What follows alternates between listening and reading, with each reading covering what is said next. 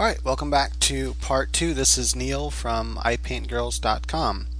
Now this is partly done, the base colors is partly done because I had recorded this and then my microphone wasn't plugged in right, so no audio, and I didn't feel like going in and voicing over it, so I'm just re-recording it. So alright, so this is where we were before, and we're going to learn how to fill in our base colors. So some cool techniques to learn here. So don't skip this part because you might not know these techniques, and they're definitely useful and time saving.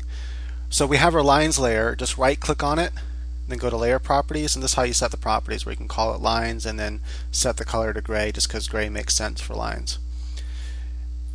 Make a new layer underneath on top of this one. So select this layer first, the background layer, and make a new layer. Right click it, layer properties. I usually just use color coding. I usually don't name them, but for you guys I'll name it base colors.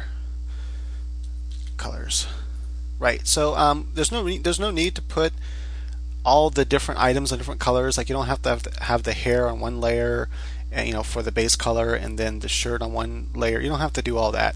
As long as everything is different colors on the base colors layer, so as long as the skin's a different color than the shirt and so forth, it doesn't matter. We can always go back to the base layer and then use the selection and color range and just select anything we want in the base layer, and we have that selection ready and handy for when we're doing shading and highlighting and stuff. So just save space and don't make all those layers. By the way, when you make new layers, it makes your file bigger, and the more information that's on each layer, the bigger the whole entire Photoshop file gets. Make sure to save often to your Photoshop file so you don't lose information. Right, so let's get started then. Go to the lines layer, zoom in, and then hit the magic wand tool and start selecting in the areas, and make sure you're on the lines layer when you do this. Start selecting the areas that you want to do, and then you can hold down the shift key, and if you hold down the shift key you can add selections. And if you actually make a wrong selection, let's say I select, I'm holding down the shift key now, and let's say I select out here on accident, then I can hold down the alt key and hit again with the magic wand tool, and undoes it. So I can also hit undo if I wanted to, but to add to a selection you hold down the shift key, and to take away you hold down the alt key. Notice it puts the little icons next to it there, the plus sign or the minus sign. If I wanted to, I can take my lasso tool here, and let's say I didn't like the fact that that piece of hair was in my selection, because I didn't forget. I actually purposely did not put the black lines there to separate it, because I wanted this to blend into the skin, and so I'll do that when I'm blending with the colors. But anyway, so let's say I hold down the alt key now, and I can just take that selection out if I wanted to. But I don't worry about this. I go in and do this, with final touches on my base layer, which I'll show in a second. So let's go ahead and hold down the shift key then and pick all these different areas, like so. I'm going to push pause while I do that, because it's repetitive. I'm just holding down the shift key and clicking all the areas I want to fill in, which is her skin. Okay, now there's some parts I didn't do on purpose, like this here, because I forgot to put a line here for her glove, and so I'll do that later after I go in and get all this filled in. I guess I can select her ear for now, and then I can fix that part of the hair after I go in with my pen tool, my pen brush.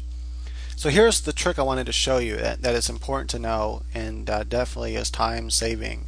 So now I'm going to go in our base colors, and I'm going to use a dark color here, or color that's easy to see against white, where you can see what I'm talking about. So I'm going to fill this in. I'm going to hit Control H on my keyboard to hide the selection. Notice all the white lines around the black lines. It's not so noticeable because my lines are really sharp since I imported them from Illustrator, and I'm at a high resolution, at 300 resolution. Nonetheless, sometimes those white lines could get really bad, like you can really see it there, and this is ugly. Definitely don't want that. So then people go in on their base layer and they paint over all that.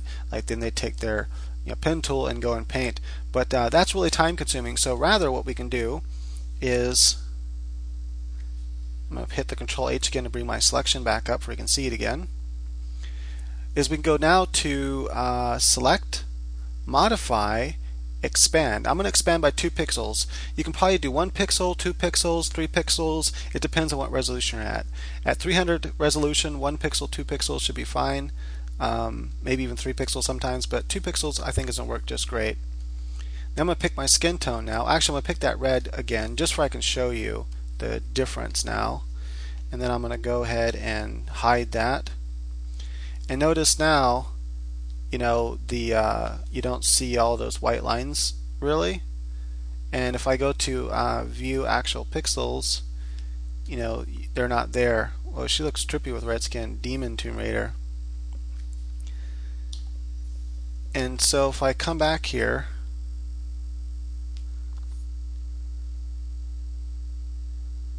right, so I'm going to fill in with my skin tone.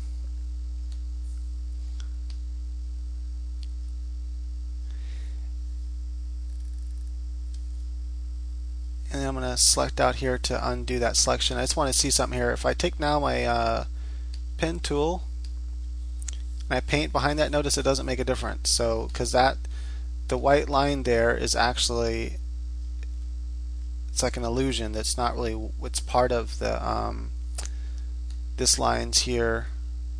So then if I go, notice I'm going to see what happens if I paint that line a different color. See?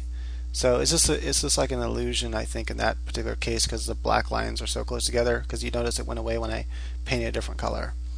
Okay, so now I have all her skin done just about. There's certain parts, you know, I'm going to go in and fix up and do manually with my brush on this layer.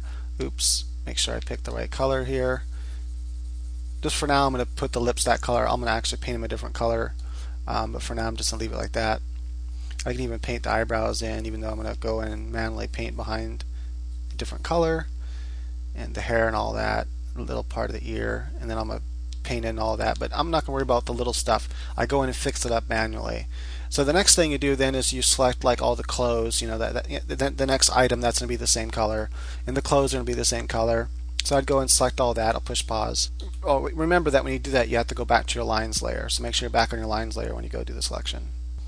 So now it's all selected. I go back to the base colors layer, select, modify, expand by 2 or 1. I'm going to do 2 though.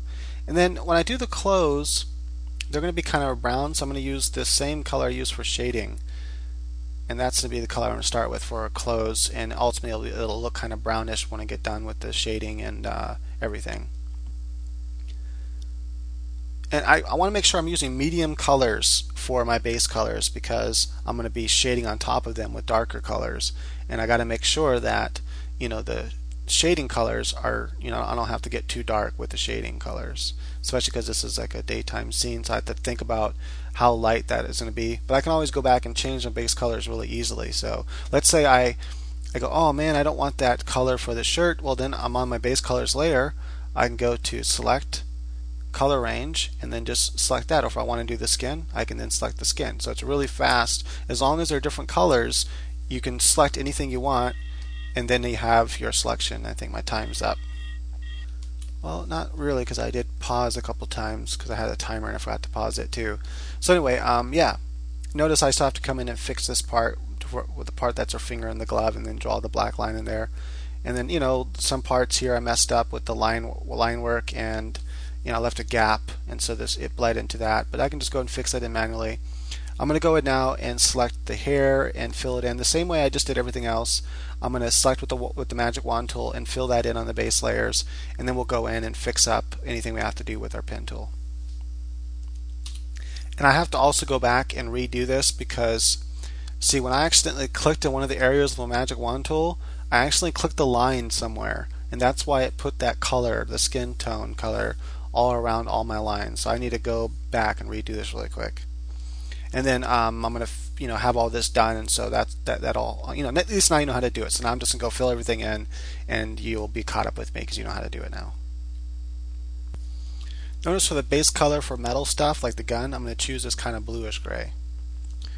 Right, so that ends this part. On the next part, we'll come in and we will add in the final details of the base color, just touching it up. What I want to do for you really quick though is give you my colors. Right, so basically all you have to do is on your keyboard next to F12, hit the print screen button. Just tap it a couple times, go into a program like Photoshop, and then go to edit paste, and then it'll be a full screenshot. Use your color picker, pick the color over here, hit this new icon, bam, the color shows up there. If you want to get rid of them, you just drag it over here like that. So do that for each color. Then you have my skin tones that I use often, and these are really good skin tones. They make for nice end results. Okay, thanks for watching. Please rate and comment. Appreciate it.